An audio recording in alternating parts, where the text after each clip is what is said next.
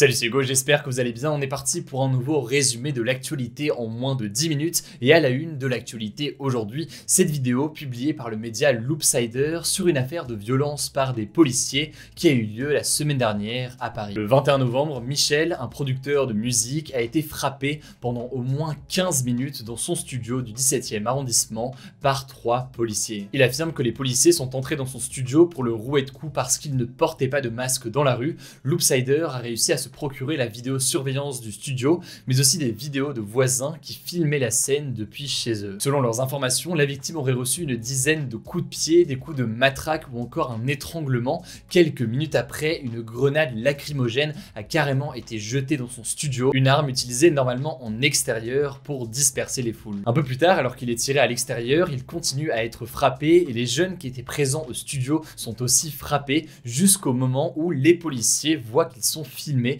par des voisins en face. Alors ces policiers accusent Michel d'outrage et de rébellion et assurent qu'il a voulu prendre leurs armes et les faire entrer dans le studio, une version qui ne correspond pas aux images de vidéosurveillance puisque sur ces images, vous le voyez, c'est bien les policiers qui sont entrés pour s'en prendre à Michel. Michel a par ailleurs fait 48 heures de garde à vue et c'est seulement après la consultation de la vidéosurveillance par son avocate que l'IGPN, donc la police des polices, s'est saisie de l'affaire et le ministre de l'Intérieur, Gérald Darmanin, a réagi ce matin à la publication de Loopsider en ordonnant la suspension des policiers concernés. En tout cas, cette histoire relance à nouveau le débat sur les violences policières, mais aussi plus largement sur la diffusion d'images de policiers, alors que la proposition de loi de sécurité globale a été votée à l'Assemblée nationale cette semaine. L'avocate de la victime a d'ailleurs déclaré que son client serait sûrement actuellement en détention s'il n'y avait pas eu les images de vidéosurveillance pour prouver que les policiers ont menti sur au moins une partie de la réalité des événements. Alors sur les réseaux sociaux, on en parlait hier, les appels à manifester partout en France samedi se sont multipliés.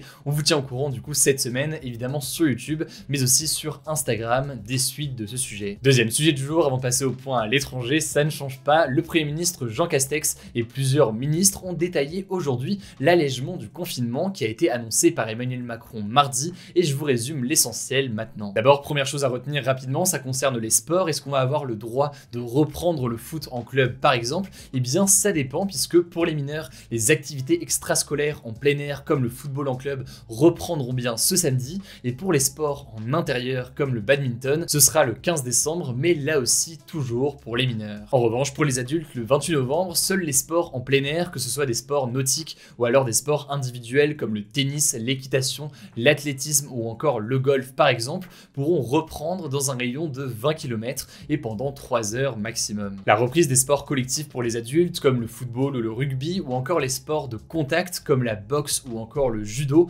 pourront reprendre uniquement le 20 janvier lors de la 3e étape du déconfinement, au même moment que la réouverture des salles de sport. Deuxième chose à retenir de ces annonces de Jean Castex, si vous souhaitez par exemple aller au cinéma ou au théâtre à partir du 15 décembre, vous pourrez, même si la séance se termine après le couvre-feu. En fait, c'est très simple, le billet de spectacle ou de cinéma servira de justificatif le temps que vous puissiez rentrer chez vous. Troisième info qui peut paraître un peu bizarre, les stations de ski seront ouvertes à Noël, mais les remontées mécaniques seront fermées. En gros, on pourra aller profiter de l'air pur de la montagne, mais il sera impossible, ou en tout cas très compliqué, de skier à Noël. Petite précision au sujet des commerces non essentiels qui rouvriront le 28 novembre, donc ce samedi, les commerces devront tous respecter une jauge de 8 mètres carrés maximum par client, c'est-à-dire que si le magasin fait disons 16 mètres carrés, eh bien il ne pourra accueillir que 2 clients. Par ailleurs, dès ce samedi, les cours de conduite en auto-école pourront également reprendre, tout comme les visites immobilières. Enfin, des aides spécifiques aux jeunes ont été annoncées, l'extension d'abord de la garantie jeune d'un montant maximal de 484 €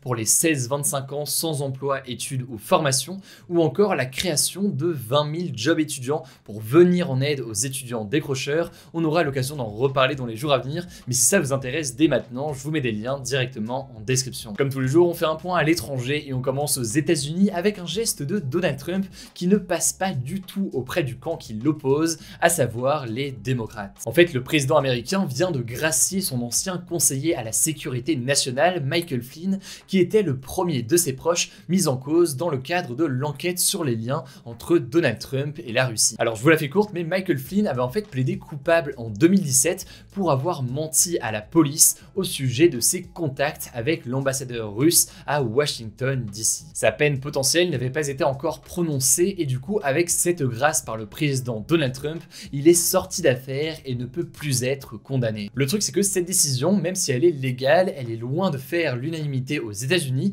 et du côté des démocrates, donc le camp de Joe Biden, on considère que c'est un abus de pouvoir, surtout que ce n'est pas la première fois que Donald Trump utilise son pouvoir pour aider un ancien collaborateur. En juillet dernier, par exemple, il avait supprimé la peine de prison de son ami et conseiller Roger Stone, condamné pour avoir tenté d'influencer les témoins et avoir menti au Congrès, et ce toujours dans le cadre de cette affaire russe. Selon le média américain CNN, il est même possible que Donald Trump décide de se gracier lui-même. Apparemment, il aurait déjà demandé à ses collaborateurs si cette démarche était possible pour lui ou alors même pour des membres de sa famille. Bon, alors ça, ce n'est que des propos rapportés par CNN. Pour l'instant, du côté du président américain, il n'en est pas question officiellement, mais ce qui est sûr, c'est qu'en théorie, la constitution américaine ne lui interdirait pas. Donc si vous voulez davantage d'informations, je vous mets des liens directement en description. En bref, comme chaque jour, voici des actualités supplémentaires en moins d'1 minute. Première actu, en bref, ça concerne l'enquête sur l'assassinat de Samuel Paty, le professeur décapité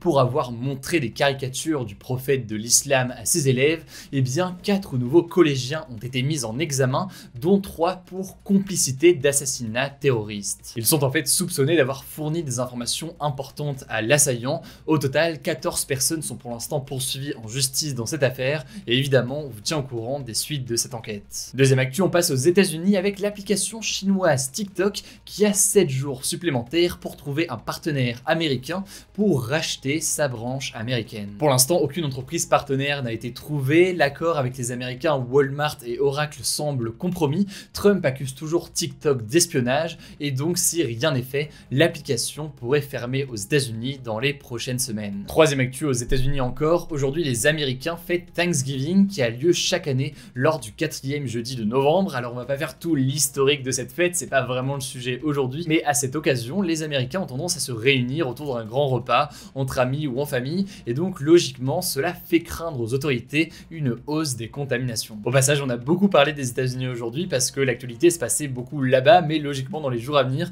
on continuera à traiter des sujets à l'étranger comme on a fait par exemple hier en parlant de l'Éthiopie ou encore de Hong Kong. Avant le débat, comme chaque jour, on passe à la note positive et aujourd'hui je voulais vous parler de l'Écosse qui devient le premier pays au monde à rendre les protections hygiéniques gratuites. Concrètement, ce que ça veut dire, c'est qu'il n'y aura plus besoin de payer les tampons et les serviettes hygiéniques, alors on pourra en acheter si on veut, mais autrement, ces protections seront notamment mises à disposition gratuitement, que ce soit dans les écoles, les lycées ou encore les universités. Il faut savoir que la précarité menstruelle, comme c'est appelé, c'est un problème qui touche beaucoup de femmes dans le monde et c'est la dernière fois que je le dis aujourd'hui, mais si jamais vous voulez plus d'informations, je vous mets des liens spoilers directement en description. Le débat hier, c'était le suivant: approuvez-vous l'arrivée des politiques sur TikTok? Vous le voyez actuellement avec les résultats, vous êtes quand même une immense majorité à ne pas approuver leur arrivée sur le réseau social. Quant au débat du jour, aujourd'hui c'est le suivant: faites-vous confiance à la police? Alors je sais, dit comme ça peut paraître assez bizarre comme question, mais ça me paraît au final assez intéressant, au-delà d'ailleurs de l'actualité aujourd'hui, de pouvoir parler et discuter et débattre du rapport que l'on a à la police.